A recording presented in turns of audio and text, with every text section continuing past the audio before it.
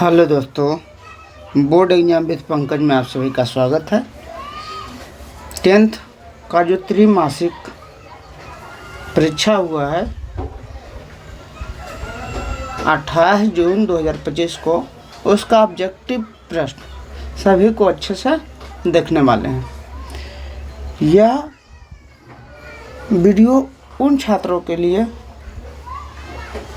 बहुत ही ज़्यादा लाभकारी होगा जो 2026 में बोर्ड एग्ज़ाम देने वाले हैं। इन्हें इस साल 10वां में जो बोर्ड एग्ज़ाम देंगे, क्योंकि इसी प्रकार का प्रश्न आपको बोर्ड एग्ज़ाम में देखने को मिलेगा। देखिए, इस वीडियो में ऑब्जेक्टिव सॉल्व करेंगे, उसके बाद के वीडियो में एक में शॉर्ट आंसर सॉल्व कर देंगे, एक में लॉन्ग आंसर, यानी 3 वीडियो बनेगा पूरे मैथ का। देखिए ऑब्जेक्टिव अच्छे से देखिएगा, सब तरीका भी बताते हम चलेंगे। क्या रहा है, किसी संख्या को 61 से भाग देना है, भाग दिया जाता है, 61 से भाग दिया जाता है तो भागफल 27 आता है, भागफल इधर को कहते हैं, और शेषफल कितना आता है 32 आता है। तो कह रहा है संख्या ज्ञात करें। तो क्या करेंगे, ये दोनों को गुना करते हैं। मान लीजिए यहाँ कोई संख्या है तो भाज्य बराबर लिखते हैं। मान लीजिए यहाँ कोई संख्या ये है तो ए का मान जो होगा, भाज्य का मान, संख्या का मान होगा, ये दोनों गुना करते हैं, भाजक गुना भागफल, यानी भाजक कितना है 61 गुना 27 और प्लस 32। 61 गुना 27 करेंगे तो कितना होगा, 61 और 27 से गुना कीजिए, 7 कम 7 और 7 42। इसको 2 से गुना करेंगे तो 2 एकम 2 और एक कितना हुआ 6 दुना 12। देखेंगे तो 7 हो गया, 4 हो गया, 6 हो गया और कितना हो गया 1 हो गया। इसमें कितना जोड़ना है, इसमें 32 जोड़ना है। तो ये कितना होगा 1 6 4 7 प्लस 32। 7 2 कितना हुआ 9 हो गया, 4 3 कितना हुआ 7 हुआ, 1669। 1669 कौन सा ऑप्शन है, ऑप्शन है बी। इतना बड़ा क्वेश्चन एग्जाम में पहले अटेम्प्ट में नहीं करना होता है, जिसमें कैलकुलेशन है उसको अंतिम अटेम्प्ट में करना होता है। ठीक है, ये बात ध्यान में रखिएगा, हमें तो सब बताना है इसलिए हम करना है। क्या रहा है, अगला क्वेश्चन क्या रहा है, सबसे छोटी अभाज्य संख्या, सबसे छोटी अभाज्य संख्या कौन सी होती है, तो सबसे छोटी अभाज्य संख्या 2 होती है। और सबसे छोटी यौगिक संख्या, यौगिक संख्या में भाज्य संख्या, तो सबसे छोटी भाज्य संख्या कौन होती है, सबसे छोटी भाज्य संख्या 4 होती है। क्यों, समझिए। कह रहा है कि सबसे छोटी अभाज्य संख्या ऐसी संख्या जिसका 2 गुणनखंड होते हैं, 1 गुना 2, ये सबसे छोटी अभाज्य संख्या है। क्योंकि 1 करेंगे तो 2 गुणनखंड तो होगा, लेकिन अलग अलग 2 गुणनखंड होना चाहिए। तो सबसे छोटी अभाज्य संख्या समझिए। सबसे छोटी यौगिक संख्या का मतलब क्या हुआ, सबसे छोटी यौगिक संख्या 2 से अधिक गुणनखंड हो। जैसे 3 लेंगे तो 3 का भी 2 ही गुणनखंड होगा, 1 गुना 3। और 4 जैसे लेंगे तो 4 जो होगा 4 का 2 से अधिक गुणनखंड, यानी 3 गुणन। सबसे छोटी भाज्य हमेशा याद रखेगा, सबसे छोटी अभाज्य संख्या क्या होता है, 2 होता है। सबसे छोटी भाज्य संख्या क्या होता है, 4 होता है। अब इसका क्वेश्चन कैसे भी करके पूछ सकता है, कहेगा सबसे छोटी अभाज्य संख्या, सबसे छोटी यौगिक संख्या, भाज्य संख्या का योग बतावें। यौगिक को भाज्य भी कहते हैं, ध्यान रखिएगा। अगर योग पूछेगा तो 6 बता दें, गुणनफल पूछा तो दोनों गुणा करके बता दे 8 बताते हैं। लेकिन इसमें पूछ रहा है महत्तम समवर्तक। महत्तम का मतलब कितना कॉमन ले सकते हैं, दोनों में कितना कॉमन ले सकते हैं, तो 2 कॉमन ले सकते हैं। तो आंसर कितना होगा 2। अच्छे से याद रखिएगा, सबसे छोटी अभाज्य संख्या 2 होती है, सबसे छोटी भाज्य संख्या यौगिक संख्या कितनी होती है, 4 होती है। इससे रिलेटेड प्रश्न बोर्ड एग्जाम में हमेशा आता रहा है। देखिए, कह रहा है कोई 2 दिए गए धनात्मक पूर्णांक ए और बी के लिए बी से ए में भाग देने की अद्वितीय पूर्णांक क्यू है। कहा है बी से ए में भाग देने की अद्वितीय पूर्णांक पूर्ण क्यू है, और जो है आर प्राप्त होता है, आर को शेषफल कहते हैं। तो ये बराबर जो होता है, ये दोनों गुना अभिक है, ये दोनों गुना करते हैं, शेषफल को जोड़ते हैं, यानी बी क्यू प्लस क्या होगा R, B Q plus R कौन सा ऑप्शन में है, B Q plus R C option में। आगे बढ़ते हैं क्वेश्चन। कह रहे हैं 156 का आभाज्य गुणनखंड। तो 156 जैसे ही देखेंगे तो 156, यहाँ 156 को 2 से काटेंगे तो होगा 7 दूना 14, 8 दूना 16। 2 से कटेंगे, उसके बाद कितना होगा 39। अब तो 2 से नहीं कटेगा, यानी 2 दूना 4 तो अभाज्य गुणनखंड में आना चाहिए। किसके अभाज्य गुणनखंड में? इसमें देखिए खाली 2 है, इसमें खाली 2 है, इसमें भी खाली 2 है, यानी 2 के पार 2 किसमें है। आगे करना भी जरूरी नहीं है, लेकिन अगर 4 आ गया तो तृतीय 39, अगर पूरा करना है तो तृतीय 39। देख लीजिए 2 का स्क्वायर 2 का 2 बार आया, 2 का स्क्वायर गुना 3 गुना 13। आंसर कौन सा होगा? आंसर बी हो गया। अगला देखते हैं। कहा 2 संख्याएं 306 और 657 है, मासा 9 है। तो जानते हैं कि संख्याओं का गुणनफल जो होता है, संख्याओं का गुणनफल बराबर लासा गुने मासा होता है। तो संख्याओं का गुणनफल मैंने 306 गुने 657 बराबर मासा गुने लासा गुने मासा। तो एलसीएम तो लासा तो पूछ रहा है, लासा पूछ रहा है, और मासा का मान कितना दिया है? 9 दिया हुआ है। 9 से इसको काटेंगे कितना होगा? 9 से काटेंगे 9 दिया 27, और 3 और 6 बच गया, 9 चौका 36। अब इस क्या करना है? 657 में हमको 34 से गुना करना है। देखिए गुना करते हैं। सचौक 28 के 8 बाकी रहा 2, 4 5 20 2, 22 का 2 बाकी रहा 2, 6 चौक 24 2 26। 3 से गुना करें 7 21, 5 15 2 17, और 6 18, 18 1 19। इसको किए तो 8 आया, यहाँ कितना आया? 3 आया, ये 3 आया, ये 2 आया, ये 2 आया, यानी 22 33 8। 22 33 8 कौन सा ऑप्शन है? ऑप्शन ये है। समझ रहे होंगे। देखिए पहले कैलकुलेटिव क्वेश्चन है। इस क्वेश्चन को अगर बोर्ड एग्जाम में हम बैठे रहते तो अभी नहीं करते। क्यों नहीं करते? क्योंकि इसमें बहुत बड़ा गुना है। इसको छोड़ देते हैं, आगे बढ़ते हैं। कहा कौन परमेय संख्या है? परमेय संख्या जो रूट के बाहर निकल जाए वो परमेय संख्या होती है। 2 रूट के बाहर नहीं निकलेगा, परमेय संख्या नहीं है। रूट 3 बाहर नहीं निकलेगा, परमेय संख्या नहीं है। रूट 7 बाहर नहीं निकलेगा, परमेय संख्या नहीं है। लेकिन रूट 9 का मान 3 होता है, पूरा पूरी बाहर निकल गया, इसका मान कितना हुआ? परमेय संख्या हो गया। आंसर कौन? डी हो गया। आगे बढ़ते हैं। कह रहा है परमेय संख्या 9/75 का दशमलव प्रसार होगा। तो 9 बटा कितना है? 75। 3 से काट लिए, 3 से काट लिए, 3 3 9 25 75, यानी 3/5 का स्क्वायर। यदि हर में 2 और 5 रहे तो शांत होता है, और 2 और 5 के अलावा रहे तो अशांत होता है। तो 2 और 5, इसमें केवल 5 है, तो 5 या 2 रहता क्या होता? शांत होता। इसके अलावा अगर कोई रहेगा तो अशांत होगा। अकेले भी 2 रह सकता है, अकेले भी 5 या 2 रहेगा तो शांत, इसके अलावा कुछ भी रहेगा तो शांत।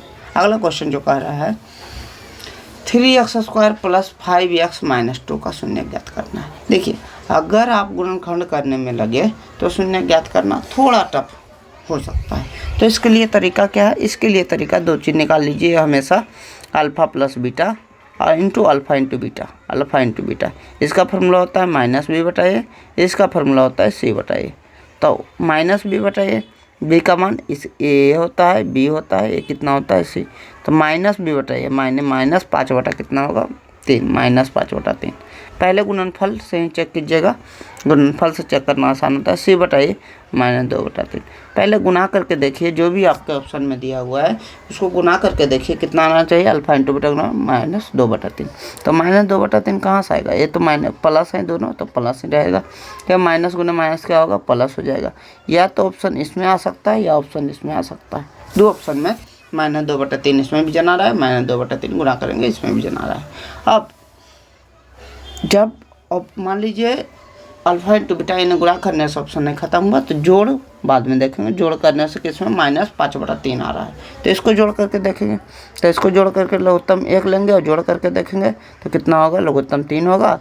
ये कितना होगा? -1 + 6 यानी 5/3, यानी 5/3 प्लस में तो नहीं चाहिए, माइनस में चाहिए, यानी ये ऑप्शन भी खा गया। तो आंसर मेरा कितना हो गया? आंसर हमारा डी ऑप्शन हो गया। अब देखिए इस क्वेश्चन को अगर बनाइएगा, बनाना तो बना भी सकते हैं, लेकिन बनने में बहुत बना के हम बता देते हैं। 3x² + 5x - 6 बराबर 0। क्या है? -2 बराबर क्या है? 0। 3 दूना 6। 6 को इस प्रकार तोड़ना है कि घटाने पर कितना आना चाहिए? हमको 5 आना चाहिए। तो 6 गुना 1 तोड़ सकते हैं, 6 गुना 1।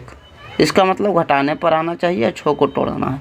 तो 3x² + 6x - 2 बराबर 0। आगे बढ़ें, लघु कॉमन लिए 3x, तो x + 2 और माइनस ये कॉमन लिए तो x + 2। तो इससे कितना हुआ एक्स प्लस 2 बाहर आया, एक अंदर का हुआ एक्स प्लस 2 और बाहर का हुआ 3x माइनस 1 बराबर 0। यानी एक्स प्लस 2 का मान जैसे 0 करेंगे तो एक्स का मान -2 आएगा और 3x माइनस 1 बराबर 0 करेंगे तो 3x का मान 1 आएगा और x का मान 1/3 आएगा। देखिए -2 और -2 और 1/3 किस ऑप्शन में है, -2 और 1/3 इसी ऑप्शन में, आंसर डी हुआ। तो ये बनाने का तरीका हुआ, लेकिन जो पहले तरीका होता है alpha into beta, alpha plus beta करने, वो आपको आना ही चाहिए एग्जाम में बैठे हैं तो, क्योंकि बहुत ही डिफ़िकल्ट लेवल का क्वेश्चन जो इससे गुणनखंड से संभव नहीं कभी कभी होगा, वैसे भी क्वेश्चन गुणनखंड का बोर्ड एग्जाम में आता है। कह रहा है अगला, शून्यकों का योगफल बता दो। शून्यकों का योगफल अल्फा प्लस बीटा होता है। शून्य को कहते हैं -b बटा ए, फार्मूला बताएं। इसको ए बोलते हैं, इसको बी बोलते हैं। एक्स स्क्वायर के आगे में एक्स के आगे में बी, तो -b का मान 7 है बटा ए का मान कितना 1 है। -7 बटा 1 का मतलब कितना हुआ, -7 हुआ। -7 कौन सा ऑप्शन है, -7 अब ऑप्शन नंबर सी है। अगला देखते हैं, कह रहा है 3x स्क्वायर -x -4 के शून्यकों का गुणनफल बता दें। अब शून्य का गुणनफल कर रहा है, शून्य का गुणनफल में अल्फा इंटू बीटा फॉर्मूला बता चुके हैं, c बटा ए होता है। c बटा ए का मतलब c अकल्य वाला है तो -4 बटा ए का मतलब एक्स स्क्वायर के बगल में कितना है 3, -4 बटा 3, ये हमारा आंसर होगा। आगे बढ़ते हैं, कह रहा है निम्नलिखित में कौन सा युग्म असहवास संख्या, सहवास संख्या लिखना चाहिए, अंग्रेजी में ठीक लिखा है को प्राइम नंबर। कोई प्राइम नंबर ऐसा नंबर होता है जिसमें कोई कॉमन नहीं है, यानी उसका मासा कितना है 1 है। देखिए मासा निकालने का यही तरीका है कि उसमें जो कॉमन आता है मासा होता है। जब कोई चीज़ कॉमन नहीं है तो एक तो कॉमन होगा ही, तो उसको मासा। देखिए ये दोनों कॉमन है क्या, हाँ 7 कॉमन है, 7 से भाग लग रहा है तो सहवास संख्या नहीं होगा। ये दोनों हाँ 31 से भाग लग रहा है, 31 93, ये भी सहवास संख्या नहीं होगा। ये क्या कर रहा है, इसमें भागा किससे संख्या से लगा, नहीं लगा है, इसका मतलब ये दोनों सा कॉमन नहीं आएगा सहवास, इसमें भी कॉमन आ जाएगा, कितना 2 कॉमन दिख रहा है, तो सहवास संख्या हमारा नहीं होगा। आंसर कौन सा होगा, आंसर हमारा इसमें कॉमन आ जाएगा 2, तो आंसर क्या होगा, आंसर हमारा सी होगा। आगे बढ़ते हैं, देखिए पाई का रहा है, पाई हमेशा याद रखिएगा, पाई एक कैसी संख्या है, अपरिमेय संख्या। अपरिमेय संख्या हम 3 चीज़ बता चुके हैं, हमेशा याद रखिएगा। एक तो पाई अपरिमेय संख्या होती है, एक रूट के अंदर ऐसी संख्या जो नहीं निकले उसे अपरिमेय संख्या कहते हैं। एक इस प्रकार की संख्या अपरिमेय संख्या होती है 111 ऐसा करके रिपीट 1 0 के बाद 1 अंक आया, 00 के बाद 1 अंक आया, 000 के बाद 1 अंक आया, इस प्रकार की संख्या जो होती है वो अपरिमेय संख्या होती है। तो 3 प्रकार की संख्या अपरिमेय संख्या होती है।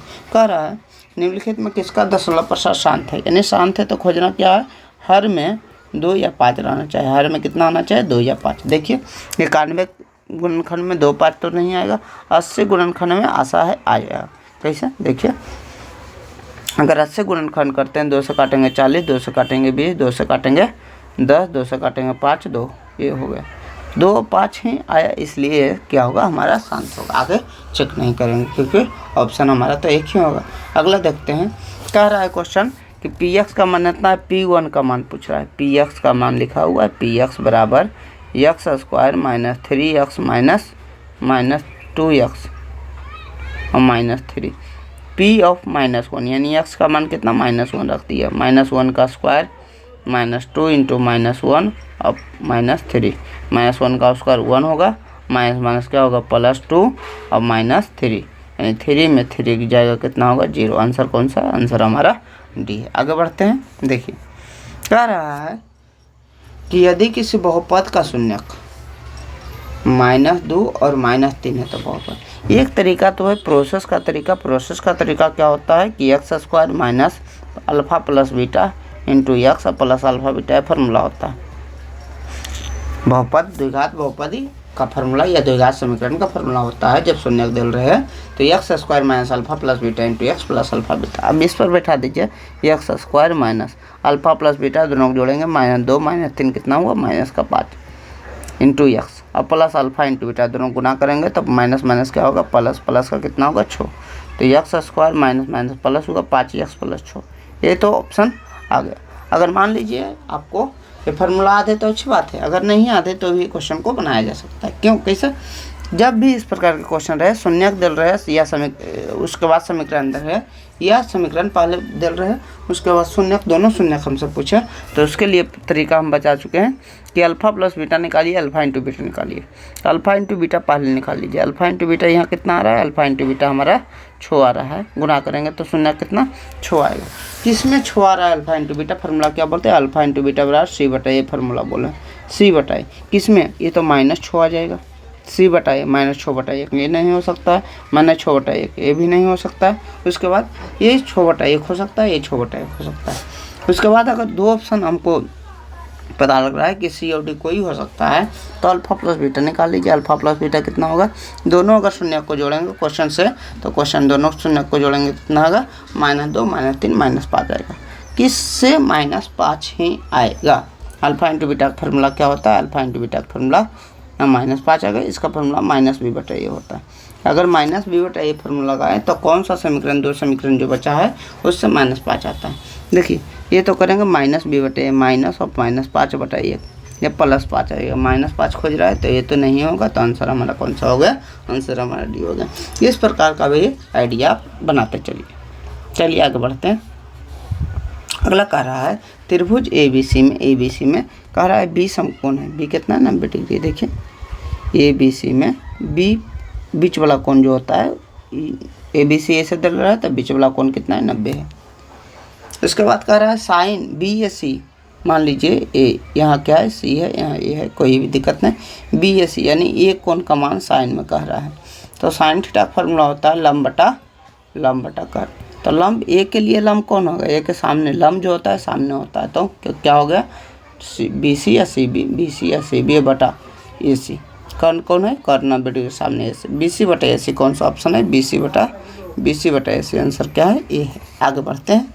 देखिए कह रहा है कॉस थीटा का फॉर्मूला क्या होता है, कॉस थीटा का फॉर्मूला होता है आधार बटा कर। ये डायरेक्ट याद रखना है, साइन थीटा बराबर लंब बटा आधार, लंब बटा कर। कॉस थीटा बराबर आधार बटा कर, और टेन थीटा। देखिए साइन थीटा कॉस थीटा याद रखिए, टेन थीटा बराबर होता है P/B, यानी लंब बटा आधार, P/B लंब बटा आधार। तो साइन और कॉस में दोनों में यह चाहता है, तो पहले कर्ण देख लिए, कर्ण तो ये दोनों में नहीं है, वो देख लिए। और साइन में लंब आता है, कॉस में आधार आता है, तो आधार। चलो अच्छे से याद रखिएगा, साइन और कॉस दोनों के नीचे फॉर्मूला क्या होता है, नीचे यह चाहता है, साइन में लंब होता है और कॉस में क्या होता है, आधार होता है ऊपर में। कह रहा है लंब बटा आधार क्या होगा, तो लंब बटा आधार अभी बताएं, लंब बटा आधार क्या होगा, हमारा टेन थीटा होगा। लंब बटा आधार कौन सा होगा, टेन थीटा होगा। आगे देखते हैं। कह रहा है कौन निम्नलिखित में कौन इकाई के बराबर नहीं, इकाई का मतलब एक होता है जो एक के बराबर नहीं। Sine theta into cosec theta, sine theta cosec theta का मतलब 1 बटा साइन थीटा, साइन का उल्टा होता है, काटेंगे तो 1 आ जाएगा। इसमें नहीं कह रहा है तो ये आंसर हमारा नहीं होगा। टेन थीटा, ठीक है, tan theta. Cot theta tan का उल्टा होता है, तो 1 बटा टेन थीटा लिख सकते हैं, काटेंगे तो हमारा 1 आ जाएगा, ये भी आंसर नहीं होगा।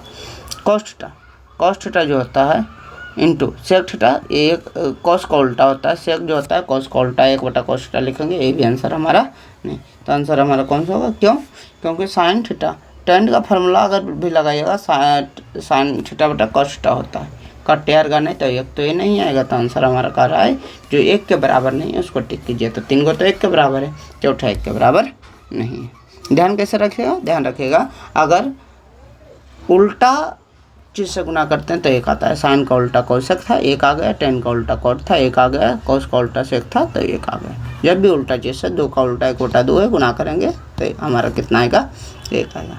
व्युत्क्रम से गुना करने पर 1 आता है। आगे बढ़ते हैं। अगला कह रहा है इसमें कौन इकाई के बराबर है। अब कौन इकाई के बराबर है, देखिए sign square theta plus cos square theta का मान 1 होता है। 3 फार्मूला होता है, देखिए अच्छा ध्यान रखिएगा तीनों फार्मूला को। साइन स्क्वायर थीटा और प्लस कॉस स्क्वायर थीटा का मान कितना होता है, 1 होता है।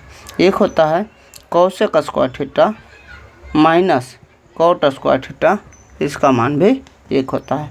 1 होता है sec square theta minus tan square theta, इसका मान भी 1 होता है। ये तीनों का मान 1 होता है, हमेशा ध्यान रखिएगा ये तीनों को। Sine square theta plus cos square theta 1 या cosec square theta minus cot square theta 1। कैसे याद रखेगा, साइन प्लस कॉस तो कॉसेक सी वाला है तो यहाँ भी सी वाला है, बड़ा में छोटा घटाइए, कॉसेक बड़ा 3 4 5 अक्षर का है, 3 अक्षर का है, और सेक और टेन है। टेन और कॉट जब भी आएगा तो बाद में ही आएगा, टेन देखिए टेन कॉट बाद में ही आ रहा है, तो आप ध्यान रखिएगा। आप इसमें देख लीजिए कौन है, sign square theta plus cos square होता है, लेकिन माइनस दिया हुआ प्लस होता है, माइनस दिया हुआ है। Tan sec square theta plus tan square theta नहीं, sec square theta minus tan square theta रहता, तो आंसर हो जाता। आंसर हमारा क्या होगा, cosec square theta minus cos square theta, क्योंकि ये वाला आंसर हमारा हो जाएगा। आगे बढ़ते हैं। कह रहा है हमको कॉस थीटा का मान दिया हुआ है 5/13। देखिए इस प्रकार के क्वेश्चन को कैसे बनाया जाता है, पूरा सॉल्व नहीं किया जाता है। इस प्रकार के क्वेश्चन पहले b/h है, इसमें फार्मूला जो है p/h है। तो h तो है सेम है, h यानी नीचे कितना होगा 13 होगा। नीचे किसमें 13, इसमें नहीं है, इसमें नहीं, आंसर इसमें भी नहीं है, तो 13 किसमें है, इसको बनाने की ज़रूरत भी ना पड़ी।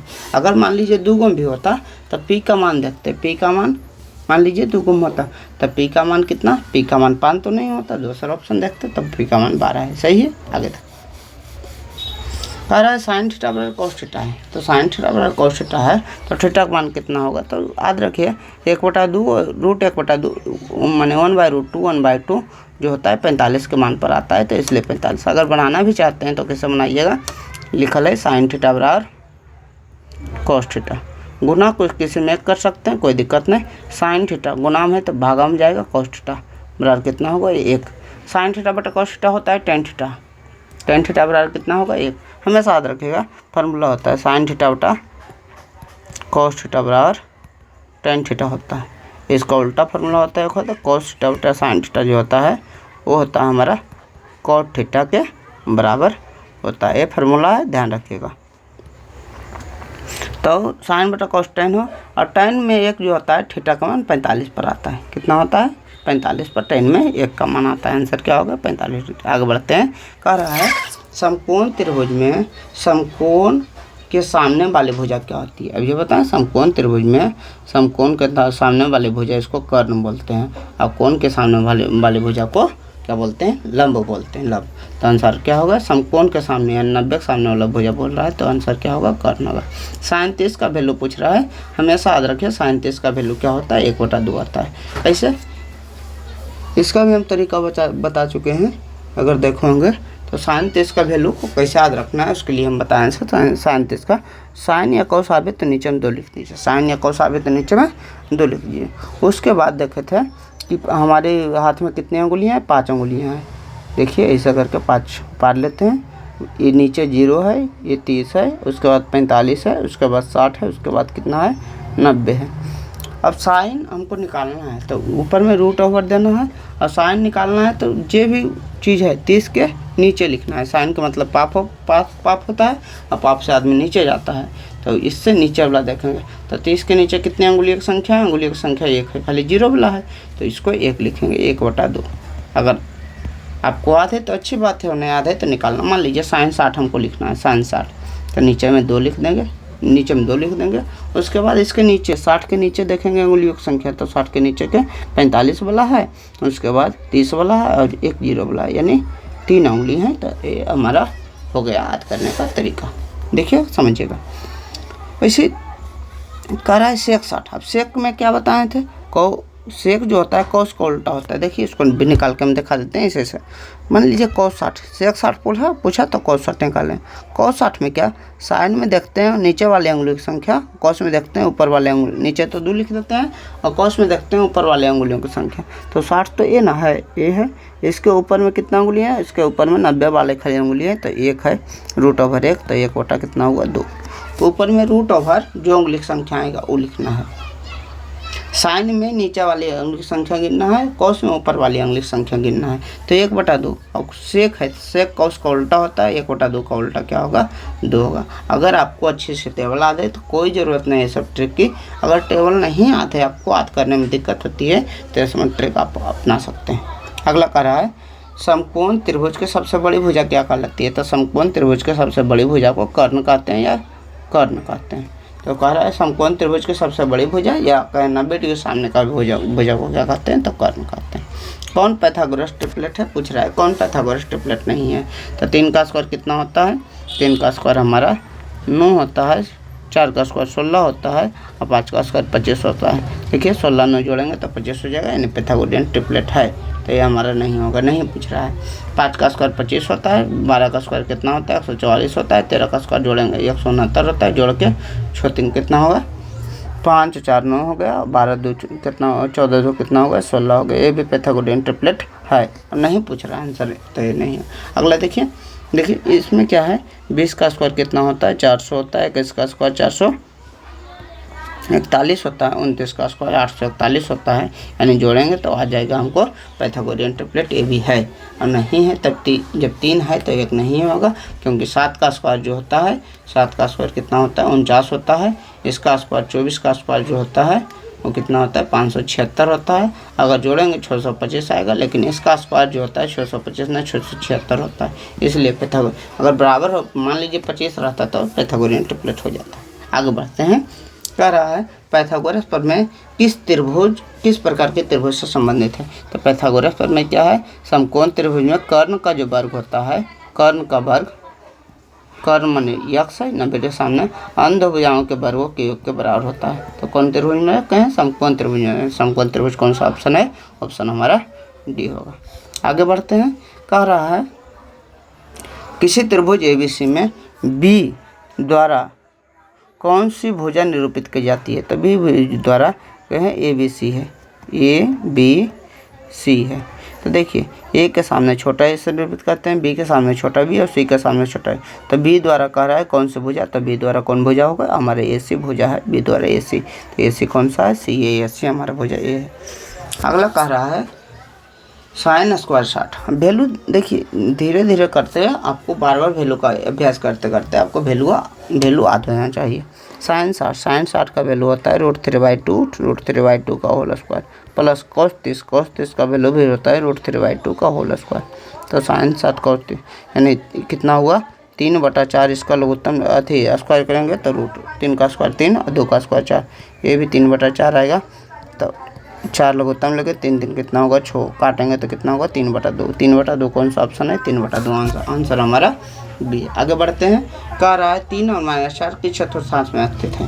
कितना है, 3 और -4 किस चतुर्थांश में स्थित है। यही है, पहला प्लस है दूसरा माइनस है, तो किस चतुर्थांश में है। तो हमेशा याद रखिएगा। देखिए एक तो बनवक तरीका आप समझ लीजिए, पहले जो इसको पहला कहते हैं, इसको दूसरा कहते हैं, इसको तीसरा कहते हैं, इसको चौथा कहते हैं, बाद में लटा भी देंगे। कह रहा है 3 -4 है, तो पहले ये जो होता है प्लस होता है, यक्स में है ये प्लस होगा और बाई में इधर प्लस होता है, जो बच गया वो क्या होगा माइनस होगा। अब समझिए पहले यक्स में चलते हैं, तो यक्स में 3 प्लस में गए और बाई में माइनस में 4 गए, बाई इधर है, तो हम तो यहाँ पहुँच जाएंगे। तो हमें कौन सा चतुर्थांश है, चतुर्थांश हमारा चौथा है। अगर ऐसे भी नहीं याद रहता है तो याद करने का तरीका क्या है, तो याद करने का तरीका ये है, इसमें प्लस याद रखिए पहला में, तीसरा माइनस याद करिए, तीसरा में माइनस।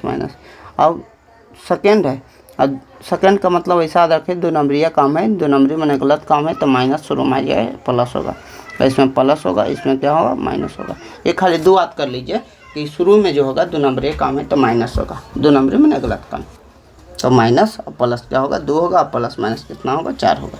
आरामदार से इसमें देख सकते हैं, प्लस माइनस नहीं तो 1 और 3 तो नहीं होगा, कट पर होगा। अब कह रहा है शुरू माइनस नहीं है तो 2 नंबर काम भी नहीं है, तो आंसर कौन सा बचा, आंसर 4 बचा। कहा मूल बिंदु का निर्देशांक क्या होता है, तो मूल बिंदु किसको कहते हैं, यक्स और बाई जहाँ मिलता है उसको मूल बिंदु कहते हैं, उसका निर्देशांक कितना होता है 0 0 होता है। आगे बढ़े, कह रहा है मूल बिंदु से 5 और 12 की दूरी। देखिए पहले कंसेप्ट समझ लीजिए, उसके बाद हम बता देंगे।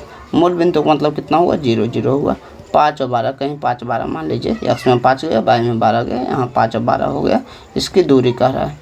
कैसे दूरी निकलेगा, दूरी निकालने के लिए तरीका की है, देख लीजिए। यही तरीका कि दूरी का फॉर्मूला जो होता है x2 - x1 का होल स्क्वायर, यानी 5 में 0 का स्क्वायर घटेंगे 5 का square plus by 2 minus by 1 का होल स्क्वायर, 12 में 0 का स्क्वायर घटाएंगे 12 का स्क्वायर, 5 का स्क्वायर 25 और 12 का स्क्वायर कितना 144, 144 12 कितना होगा 169 होगा, 169 का मतलब कितना होगा बाहर निकलेगा 13 होगा। ये तो तरीका हमेशा याद रखिएगा, जब मूल बिंदु से दूरी पूछेगा तो दोनों का स्क्वायर का जोड़ कर दे, रूट ओवर कीजिएगा, दोनों का स्क्वायर का जोड़ कर दीजिएगा, हमेशा आपका आंसर आ जाएगा 169 का मतलब 13। समझ गए। कभी मूल बिंदु से दूरी पूछेगा तो रूट लेके दोनों का स्क्वायर का जोड़ कर दीजिएगा। आगे क्वेश्चन है, कह रहा है एक्स अक्ष पर स्थित किसी बिंदु का नियामक। क्वेश्चन क्या कर रहा है, एक्स अक्ष पर स्थित किसी बिंदु का नियामक। देखिए एक्स अक्ष वाला है पॉजिटिव में 8 और 0, 8 है यहाँ 0, 8 और 0 तो कह रहा है वाई अक्ष से उस बिंदु की दूरी की है, वाई अक्ष ए वाला है तो इससे दूरी क्या है, तो यह वाला 8 होगा, यह दूरी होगा तो कितना होगा 8 इसका आंसर होगा। आगे बढ़ते हैं। देखिए अगला क्वेश्चन कर रहा है कि किसी वृत्त के व्यासों का नियामक। वृत्त के व्यास कौन से होंगे, यहाँ होंगे ठीक है। इसका नियामक दिया है 3 4 दिया हुआ है और 5 6 दिया हुआ है ठीक है। कह रहा है इसका केंद्र का निर्देशांक बता दें। केंद्र क्या होगा, बीच में होगा, बीच में मध्य बिंदु, और जब बराबर होता है उसको कहते हैं मध्य बिंदु। और मध्य बिंदु का फॉर्मूला क्या होता है, x1 + x2/2, x1 + x2/2, y1 + y2/y1 + y2/2, मध्य बिंदु का फॉर्मूला होता है। इसका मतलब क्या हुआ, x1 इस पहला को जोड़िए 2 से भागा दीजिए, केंद्रक निकालना है, बीच वाला निकालना है तो ऐसे ही करना है, एवरेज निकाल लीजिए। तो 3 और 5 को जोड़े 8, 8 में 2 से भागा दिए कितना हुआ, 8 में 2 से भागा दिए 4। उसके बाद दूसरा जोड़िए 4 और 6 को जोड़े 10, 10 में 2 से भागा दिए तो कितना आएगा 8/2 का मतलब 4 और 5, 4 5 कौन सा ऑप्शन है, 4 5 हमारा आंसर सी है, आंसर हो गया सी। आगे बढ़ते हैं। कह रहा है कि बिंदु x बाई एवं माइनस x बाई के बीच की दूरी बतावें। पहले रूट ओवर लीजिए और उसके बाद फार्मूला लगाइए, x2 - x1 का होल स्क्वायर, तो x2 - x1 किसी को घटा दीजिए, इसको इससे घटा दीजिए तो x यहाँ माइनस है, फार्मूला में माइनस है। फार्मूला क्या होता है, देखिए हमेशा फार्मूला होता है x2 ये x1 - x2 का होल स्क्वायर और प्लस y2 - y1 का होल स्क्वायर। ऐसा भी कर सकते हैं x1 - x2 का होल स्क्वायर, y1 - y2 का होल स्क्वायर। तो ये वाला घटा रहे हैं, x तो लिख दिए माइनस x2 या x1 - x2 मैंने x वाला घटाना है तो x लिख दिए ये वाला। उसके बाद माइनस एक फार्मूला में एक यहाँ माइनस है तो माइनस क्या होगा प्लस का होल स्क्वायर, प्लस y2 मैंने y, एक माइनस फार्मूला में है यहाँ वाला और एक माइनस का है यहाँ, तो माइनस क्या होगा प्लस x + x का होल स्क्वायर कितना हुआ 2x का होल स्क्वायर 4x स्क्वायर हुआ 4 ये y + y2y यानी 4y का स्क्वायर हुआ। देखिए आगे जैसे पढ़ें तो 4 कॉमन लिए x² + y², 4 का मतलब कितना √2 बाहर निकल जाएगा, x² + y² रहेगा, 2x² + y², 2 बाहर निकलेगा, x² + y²। आंसर कौन सा, आंसर हमारा बी है।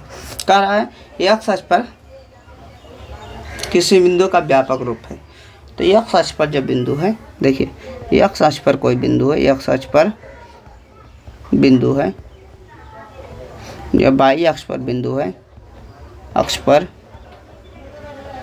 बिंदु है, तो x अक्ष पर बिंदु है या y अक्ष पर बिंदु है तो उसका निर्देशांक क्या होगा, पहले लिखते हैं। देखिए x और y लिखते हैं, पहले निर्देशांक को किस प्रकार लिखते हैं, पहले x लिखते हैं बाद में y लिखते हैं। तो x अक्ष पर बिंदु है तो x तो लिख लिए और y नहीं है तो y कितना लिखें, 0 लिखें। अब हमको पता है ऐसे ध्यान नहीं आता है तो x y लिखिए।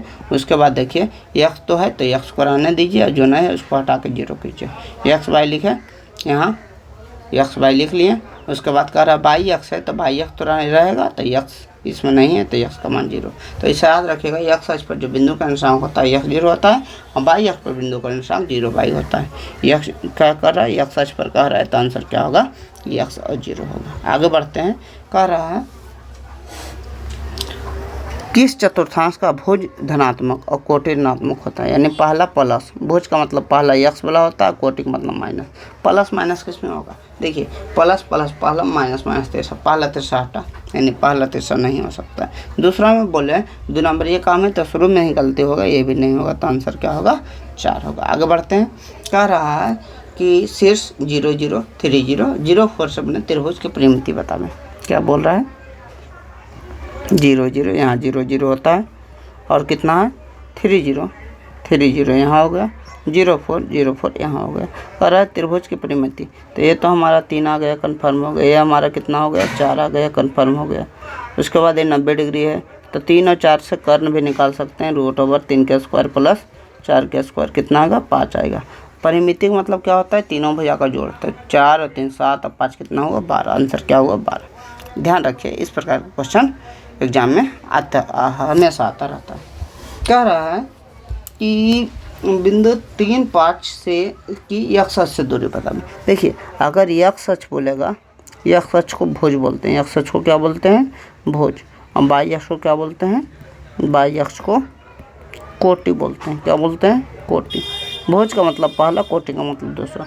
अब समझिए अगर x अक्ष से दूरी पूछेगा, x अक्ष से दूरी, तो इसको उल्टा दूरी जब आएगा तो x अक्ष को भुज कहते हैं, तो दूरी जब आएगा तो उसको कोटि कर दीजिएगा। और कहा y अक्ष से अगर दूरी पूछे, y अक्ष से दूरी, तो y अक्ष को क्या बोलते हैं कोटि, लेकिन दूरी जब आएगा तो उसको उल्टा कर दीजिएगा, यानी होगा क्या भुज। कह रहा है x अक्ष से दूरी बतावे, तो x अक्ष से दूरी, तो x अक्ष से दूरी को क्या बोलते हैं कोटि बोलते हैं। तो x अक्ष से दूरी को कोटि, कोटि पहला भुज हुआ, दूसरा कोटि हुआ। पहला भुज माने 3 हो गया, दूसरा कोटि यानी 5 हो गया, आंसर क्या होगा कोटि। x अक्ष से दूरी क्या बोले कोटि बोले, और कोटि इसमें कौन सा है, पहला भुज होता है, दूसरा क्या होता है कोटि होता है। तो कोटि हमारा कितना हुआ 5 हो गया। अगर माइनस में रहता तो दूरी क्या होता है प्लस में होता, तो हम प्लस ही मारते हैं, -5 आंसर नहीं होता। अगला क्वेश्चन जो है देखिए, कह रहा है यदि बिंदु -3b तथा 1 और b+4 को मिलाने वाले रेखाखंड का मध्य बिंदु -1 और 1 है। इसका मतलब जिससे मान निकालना है उसका देखिए, x वाला तो हमको मतलब है नहीं, x का मान दी हुआ, y का मान, मध्य बिंदु का फॉर्मूला क्या बताएं, x1 + x2/2 y1 + y2/2। तो y1 + y2 इसका फॉर्मूला, इससे मतलब है, तब देखिए लगाएं देते x1 + x2/2 -3 +1/2, ये हो गया इसका मध्य बिंदु। इसका मध्य बिंदु दूसरा जोड़िए, तो b + b2b और +4/2 बराबर मध्य बिंदु दिया हुआ क्वेश्चन में कितना -1 और 1 दिया हुआ। देखिए -3 और +1 यानी -1 कितना हुआ, -3 और +1 -2/2, ये कितना हो गया 2b + 4/2। कॉमन ले लीजिए 2, तो कितना हुआ b + 2/2 बराबर -1 1। देखिए ये पहला ब्लॉक बराबर हो जाएगा, तो ये तो है ये है, दूसरा ब्लॉक बराबर कर दीजिए, यानी b + 1 का मान जो होगा बाद वाला, कॉमा के बाद वाला है, तो कॉमा के बाद वाला यहाँ कितना 1 है, b प्लस यहाँ कितना है b + 2 का मान 1 है, तो b का मान 1 - 2 आएगा, 1 - 2 मतलब माइनस है। इतना नहीं, देखिए अच्छा से समझिए कि हमको निकालना किसको, इस पर फोकस कीजिए। तो निकालना हमको है b को, यानी सेकेंड वाला को, तो सेकेंड वाला b है, यहाँ कितना है b + 4 है सेकेंड वाला। अब y1 + y2 बराबर, इसका भी सेकंड ले रहे हैं तो इसका भी सेकंड लेंगे, 1 लेंगे, तो b + b कितना हुआ 2b + 4 बराबर 2 गुना है कितना हुआ 2 हो गया, यानी 2b बराबर कितना हुआ, घटेगा तो -2 आएगा, और b का मान कितना होगा -1 आएगा, तो b का मान -1 कहाँ है, हमारा आंसर क्या हुआ ये हो गया। अगला कह रहा है दूरी बताना है, तो दूरी कैसे निकलता है, देखिए दूसरा में पहला या पहला में दूसरा घटाइए, पहला में दूसरा का यानी 7 -5 है, यहाँ फार्मूला में माइनस होता है, -5 है तो +5 का होल स्क्वायर। देखिए दूसरा 4 -4 है, अब प्लस है तो ये फार्मूला माइनस होता है, -1 का होल स्क्वायर, ये कितना होगा 7 5 12 का होल स्क्वायर।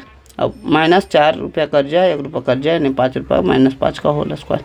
12 का स्क्वायर कितना होगा 144, 5 का स्क्वायर कितना होगा, माइनस का स्क्वायर भी प्लस होता है, 169 का मतलब क्या होगा 13, 169 का मतलब 13, आंसर का क्या है, आंसर हमारा भी है। कह रहा है मूल बिंदु से दूरी, अभी बताया मूल बिंदु दूरी क्या करना है, दोनों का स्क्वायर करना है, यानी x² + y², जो 5 और 12 लाया था, x² + y², √ आंसर क्या है b है। आगे बढ़ते हैं।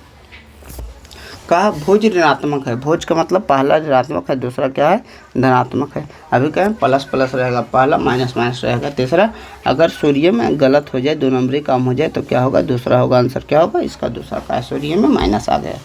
सभी वृत्त और वर्ग होते हैं। तो सभी वृत्त और वर्ग देखने में एक जैसा होते हैं, जो देखने में एक जैसा लगते हैं, उसको क्या कहते हैं? मान लीजिए इतना बड़ा बनाए, इतना बड़ा बनाए, इतना बड़ा बनाए, कितना बड़ा बनाए, तो सभी देखने में एक जैसा लगते हैं, उसको क्या कहते हैं? समरूप कहते हैं। सर्वांग सम का मतलब सभी अंग बराबर, यानी एक समान रहना चाहिए आकृति भी। तो इसमें कह रहा है सभी वर्ग, कैसा वर्ग है? छोटा भी हो सकता है, बड़ा भी हो सकता है, तो एक समान होगा, समरूप होगा। अगला कह रहा है ज्यामितीय चित्र जिनकी आकृतियाँ समान हो लेकिन आकार भिन्न। आकृति समान, फिर वही क्वेश्चन है, आकृति समान रहे लेकिन आकार बड़ा छोटा हो सकता है, लेकिन देखने में एक ही जैसा रहे, तो इसको क्या कहते हैं? समरूपी कहते हैं। तो आंसर क्या होगा? आंसर हमारा 46 का ये होगा। आगे बढ़ते हैं। कह रहा है यदि किसी त्रिभुज की एक भुजा के समानांतर, यदि किसी त्रिभुज के एक भुजा के समानांतर रेखाखंड खींची जाए तो अन्य दो भुजाओं को एक अनुपात में बांटती है, ई बटा ई बराबर ई बटा ई अनुपात में बांटती है, तो उसे कौन सा कथन कहते हैं? तो ये थेल्स प्रमेय है। 6.2 में पहला थेल्स प्रमेय पढ़ना है कि यदि किसी त्रिभुज के एक भुजा के समानांतर रेखा खींची जाए तो अन्य भुजाओं को दो अनुपात समान अनुपात में बांटती है। ये इसको क्या कहते हैं? थेल्स प्रमेय। एक पाइथागोरस प्रमेय होता है, उसमें क्या होता है? समकोण त्रिभुज में कर्ण का वर्ग अन्य दो भुजाओं के वर्गों के एक के बराबर होता है। एक क्या होता है? पाइथागोरस प्रमेय होता है। अगला देखिए क्वेश्चन क्या कह रहा है? कह रहा है ABC में, ठीक है। DE जो है ABC में देख लेते हैं। ABC में DE जो है BC के समानांतर है, DE BC के समानांतर है। अब कह रहा है AB और AC पर D और E बिंदु पर AD बटा DB, तो AD बटा DB बराबर E बगल हुआ, तो उधर क्या होगा? AE बटा EC, AE बटा EC, E बटा E बराबर क्या होता है? E बटा E, तो AE बटा EC आंसर। AE बटा EC क्या है? AE बटा EC यहाँ नहीं, यहाँ आंसर क्या होगा? C होगा। आगे बढ़ते हैं। देखिए कह रहा है दो त्रिभुज समरूप है, दो त्रिभुज क्या है? समरूप है। कहा ABC समरूप है DEF के, तो कोण बराबर और भुजा क्या होना चाहिए? समानुपाती होना चाहिए। तो S से समरूप, S से समरूप होता है। तो देखिए AB बटा AC लिखा है, तो AB का मतलब पहला दूसरा, AC का मतलब पहला तीसरा, यानी इसका भी AC लेगा, पहला दूसरा, पहला दूसरा, उसके बाद पहला तीसरा, यानी DE बटा DF, यानी DE बटा DF ये तो नहीं होगा, DE बटा DF ये नहीं है, DE बटा DF ये आंसर क्या है? आंसर हमारा क्या होगा? आंसर हमारा C होगा। आगे बढ़ते हैं। त्रिभुज ABC में DE समानांतर है BC का। क्या कह रहा है? ABC में DE जो है वो समानांतर है BC का। डी समानांतर किसका है? BC का। AD बटा DB यानी 3 अनुपात कितना? 3/5 है। AC बराबर 5.6 है। AC क्या है? AC का मतलब पूरा है, AC का मतलब कितना है? पूरा है। 5 कितना है? 6 है। तो कह रहा है यही मैंने ऊपर का मान पूछ रहा है। देखिए अनुपात में होता है, देखिए पूरा का मान दिया हुआ है, तब पूरा का मान कितना? 5.6, और इस पर पूरा का मान कितना है? 3 और 5 कितना हुआ? 8, तो 8 बटा पूरा का मान 8 है, तो पूरा का मान इनका कितना है? 5.6। उसके बाद इसका निकालना है, उसका मान कितना है? इसको निकालना है ऊपर वाला, तो इसका ऊपर वाला का मान 3 बटा इसको निकालना है, इसको मान लेते हैं x। इसको देखिए कितना होगा? 2 कितना? 7×8 = 56 होगा, तो यक्स का मान निकालेंगे 7 या कितना होगा? 2.1 आंसर क्या होगा? 2.1 आंसर हमारा डी होगा। याद क्या रखिएगा, जिसको दिया हुआ है, पहले जिसको दिया हुआ है इसको ऐसे भी सॉल्व कर सकते हैं। जो दिया हुआ है इसे उसे लिखिए, जो दिया हुआ है 5.6 है, तो 5.6 पूरा साइड पूरा है, तो इसको भी पूरा लेना है। कितना लेना है? 8 लेना है। उसके बाद निकालना कौन सा है? मान लीजिए निकालना ये है, इसको यक्स मान लिए यक्स, तो ये ऊपर वाला है, तो ये ऊपर वाला लिखेंगे कितना? 3। उसके बाद इसको काटेंगे कितना? 0.7 से काटा, यक्स का मान 7 कितना हुआ? 21 हो गया। ये हमारा आंसर हो गया। आगे बढ़ते हैं। देखिए कह रहा है एक वृत्त की परिधि कितना है? 88 है, तो इसका क्षेत्रफल बताना है। तो वृत्त की परिधि 88 यानी 2πr, वृत्त की परिधि 2πr होता है। इसका मान कितना? 88 है। 88 है, इसको काटेंगे तो 4 काटेंगे, इसको काटेंगे 2, r का मान कितना हो गया? r का मान हमारा 14 हो गया। अब कह रहा है क्षेत्रफल का मतलब πr², पाई का मतलब 22/7, r² मतलब 14 × 14। इसको काटेंगे 2 से कटेगा और 14 28, 28 गुना 22 करेंगे तो 616 आ जाएगा। आंसर क्या होगा? आंसर हमारा बी होगा। आगे बढ़ते हैं। अर्धवृत्त की परिमिति क्या होती है? अर्धवृत्त का मतलब क्या होता है? अर्धवृत्त के इसको कहते हैं परिमिति, मतलब जहाँ से चले वहाँ तक पहुँचना परिमिति होता है। तो फुल वृत्त का परिमिति क्या होता है? 2πr। इसको मान लीजिए आधा मिटा देंगे तो क्या होगा? आधा मिटा देंगे तो 2πr है, पूरा का 2πr था, आधा मिटा देंगे तो आधा का मतलब इसका भागा 2 कर देंगे तो या इतना हुआ πr। लेकिन ये परिमिति नहीं हुआ, इसको भी जोड़ना पड़ेगा तो r + r कितना होगा? 2r होगा। तो πr + 2r, यानी इसका फॉर्मूला क्या होता है? πr + 2r। πr + 2r कौन सा है? आंसर हमारा बी है। आगे देखते हैं।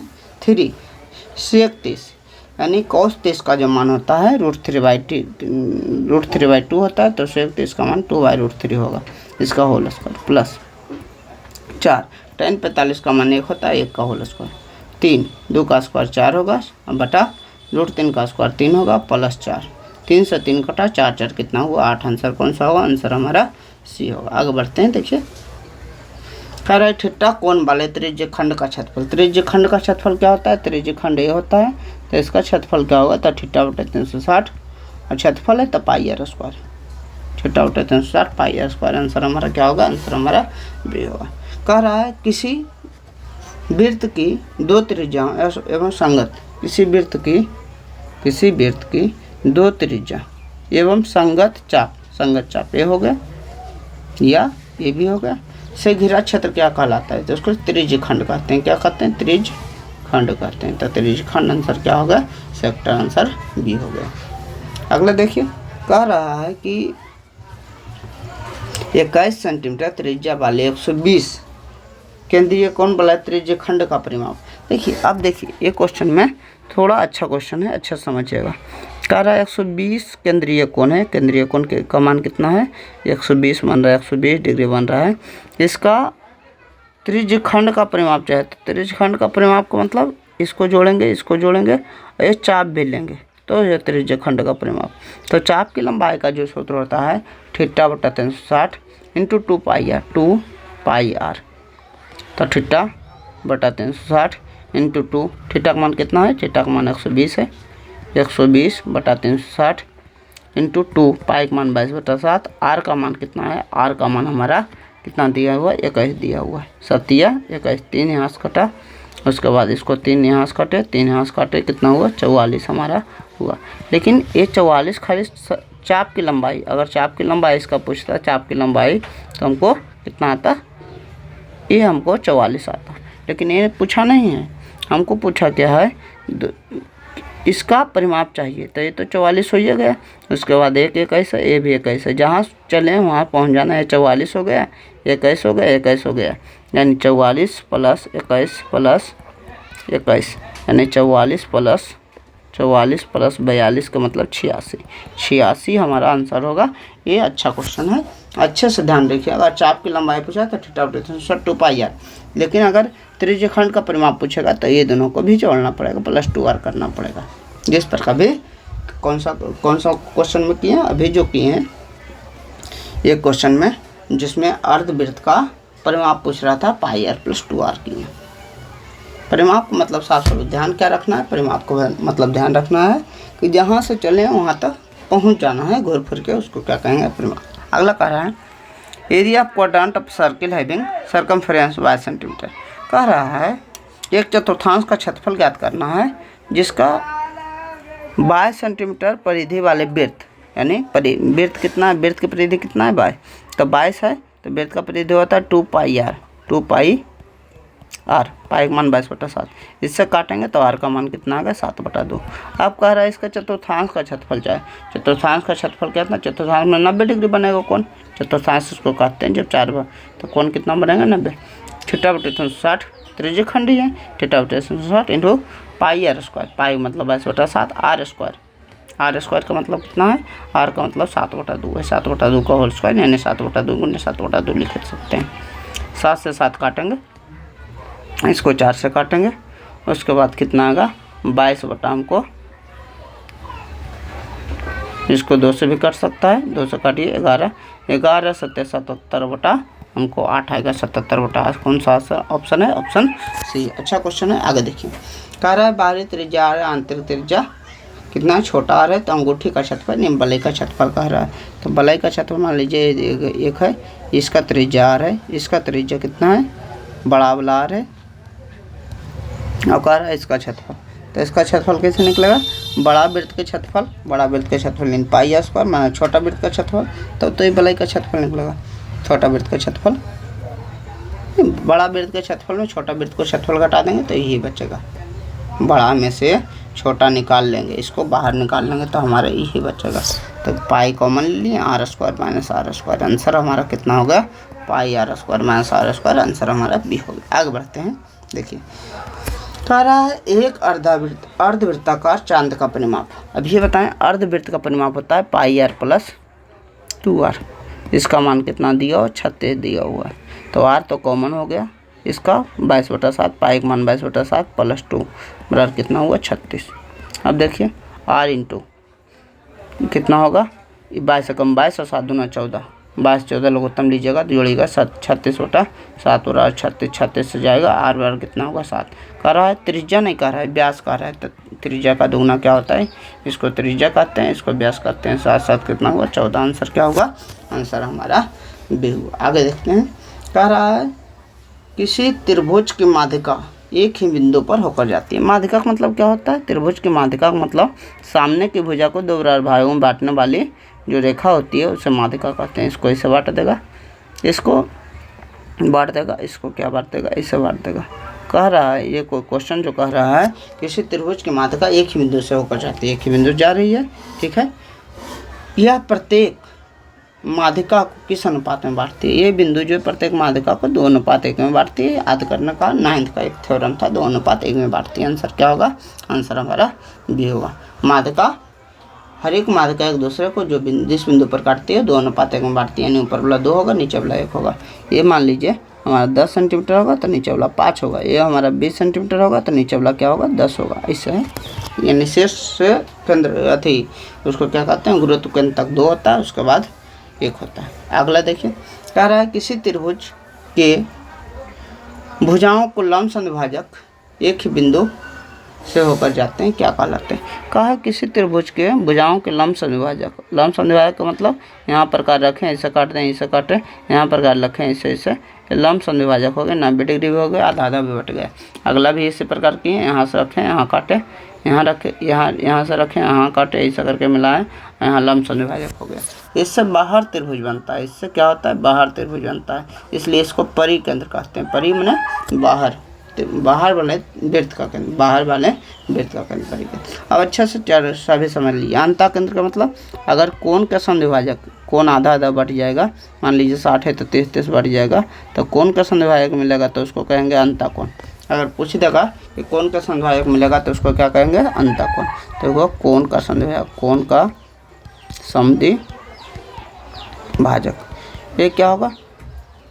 इसको कहते हैं लंब केंद्र का मतलब ऑर्थो सेंटर जो होता है, और शीर्ष लंब का समद्विभाजक, शीर्ष लंब का समद्विभाजक मतलब शीर्ष लंब का मतलब होता है ये है, इसमें लंब डाल दिए तो यहाँ लंब आया, ये है, यहाँ से लंब डाले तो यहाँ आया। इसमें ये नहीं कर रहे हैं भुजा को समय कर रहे हैं, शीर्ष से लंब डाल रहे हैं, तो इसको क्या कहते हैं? ऑर्थो सेंटर, ये लंब केंद्र कहते हैं, लंब केंद्र कहते हैं।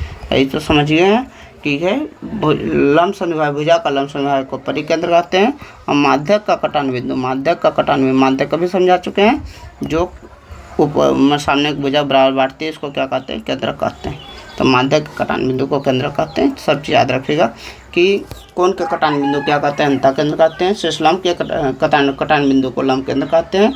लंब संविभाजक के कटान बिंदु को क्या कहते हैं? परिकेंद्र कहते हैं। माध्यक के कटान बिंदु को क्या कहते हैं? केंद्र कहते हैं। आगे बढ़ते हैं, देखिए कह रहा है एक संभावित त्रिभुज के प्रत्येक भुजा की लंबाई x है, तो उसके सम्मुख भुजा पर डाले गए लंब की लंबाई। तो जो होता है कि समबाहु त्रिभुज के सम्मुख भुजा, यानी समबाहु त्रिभुज में लंब की लंबाई का जो फार्मूला होता है ये होता है √3/2 इंटू भुजा। √3/2 इंटू भुजा का मान कितना? x है। तो √3/2 इंटू भुजा, √3/2 इंटू हो जाए। यहाँ आंसर हमारा क्या है, बी है। आगे देखते हैं, कह रहा है एक वृत्त का क्षेत्रफल जो है दिया हुआ है, इसकी परिधि बताना है। तो वृत्त का क्षेत्रफल 2 पाई आर होता है 22/7 इंटू आर। आर का मान कितना है, आर का मान नहीं पता है, बराबर कितना है, वृत्त का क्षेत्रफल हमको पता है 38.5 है। ठीक है, तो इसके परिधि बताना है। काटिए, 11 से काटिए तो इसको 2, 11 से काटिएगा तो 11 33, 11 5 55, ये हो गया। आर का मान कितना होगा, आर का मान जो होगा ये इसको भी 2 से हम आर का मान इधर देख लीजिए, 3.5 गुना 7/4, ये हमारा आर का मान आ गया। अब कह रहा है इसकी परिधि बताना है। तो परिधि क्या होता है, 2 पाई आर होता है। 2 पाई का मान कितना होगा 22/7, आर का मान कितना होगा 3.5 गुना 7/4। देखिए इसको सॉल्व करेंगे, इसको सॉल्व करेंगे तो यहाँ 2 से कटेगा 11, ये 7 से कटेगा और कितना होगा, ये जो होगा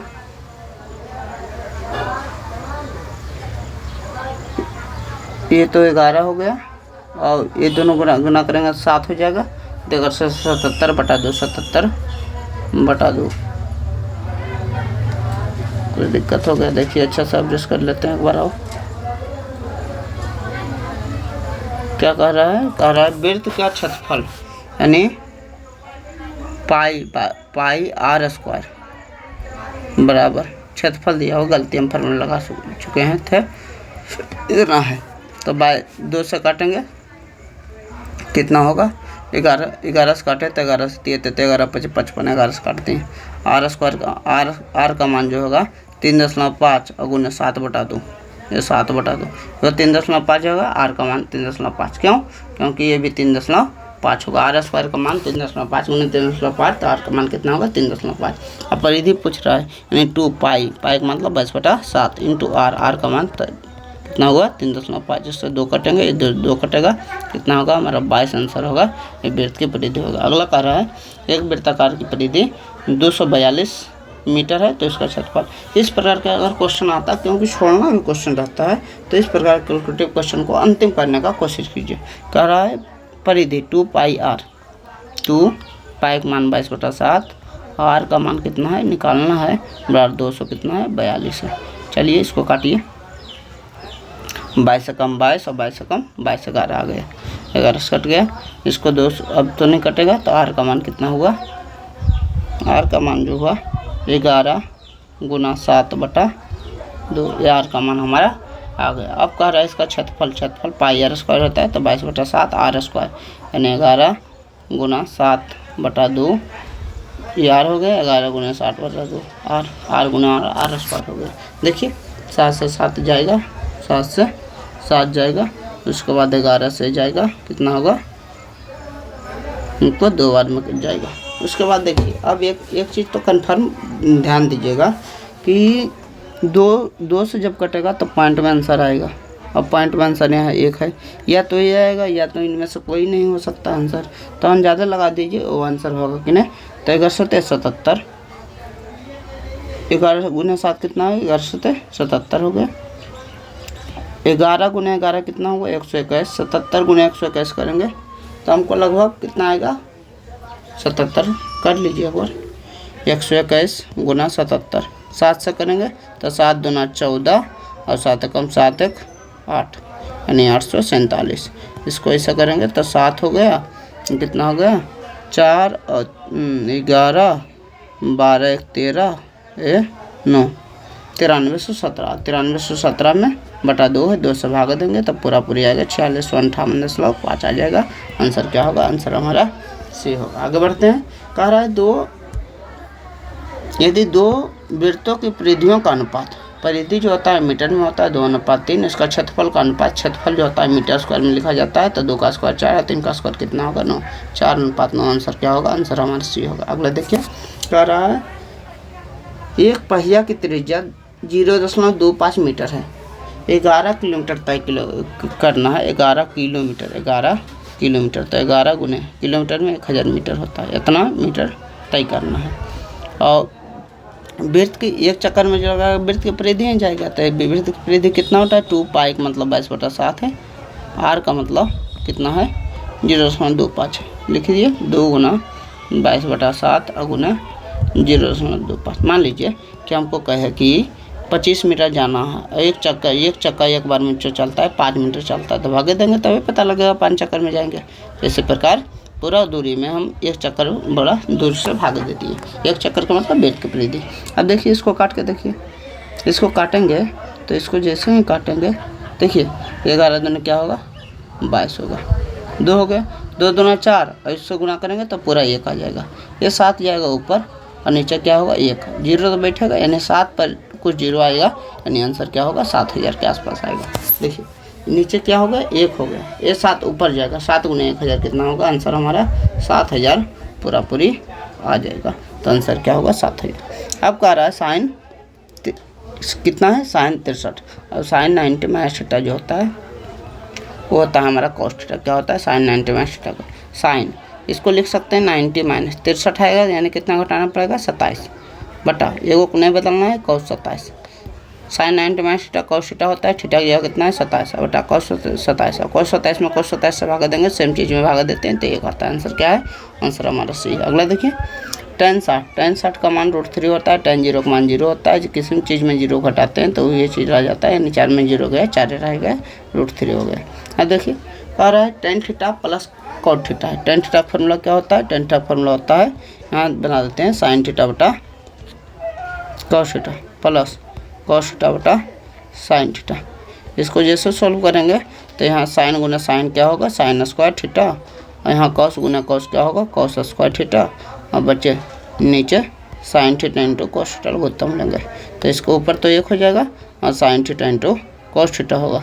साइन का उल्टा क्या होता है कॉसेक थीटा, कॉस का उल्टा क्या होता है सेक थीटा, यानी cosec theta into sec theta. Answer क्या है, आंसर हमारा सी है। आगे बढ़ते हैं, क्या रहा है tan थीटा का मान दिया हुआ है, tan थीटा का मान कितना दिया हुआ है, tan थीटा बराबर दिया हुआ है 21/20। देखिए यहाँ के फार्मूला क्या होता है P/B। अब जो पूछ रहा है कॉस थीटा का मान कितना होगा, जो भी होगा फार्मूला आता है B/H। तो B का मान तो कन्फर्म है हमारा 20 है, यानी ऊपर में कितना होगा 20, इसमें ऊपर में 20 है, इसमें ऊपर में 20 नहीं, इसमें ऊपर में 20 नहीं, इसमें ऊपर में 20 नहीं, आंसर हमारा हो गया। अगर नहीं आता तो एक निकालना पड़ता। देखिए हमारा पूरा 70 क्वेश्चन विद डिटेल एक्सप्लेनेशन अच्छे तरह से हम आपको कंप्लीट करते हुए हैं। इसमें जो भी क्वेश्चन कड़ा था उन क्वेश्चन को भी आप अच्छे तरीके से कीजिए, ताकि अगर बोर्ड एग्जाम में इस प्रकार का क्वेश्चन आ जाए तो आपको करने में आसानी हो। और इसी प्रकार के question same to same question board exam में बहुत सारे आपको देखने हैं। अगर इस पूरे सेट को अच्छे से करते हैं तो इस प्रकार से लगभग 20-25 क्वेश्चन तो बोर्ड एग्जाम में डायरेक्ट ही आते हैं, बहुत सारे क्वेश्चन डायरेक्ट आते हैं। तो इसे अच्छे से करें और अगले वीडियो देखने के लिए चैनल को सब्सक्राइब करें, चैनल को लाइक करें।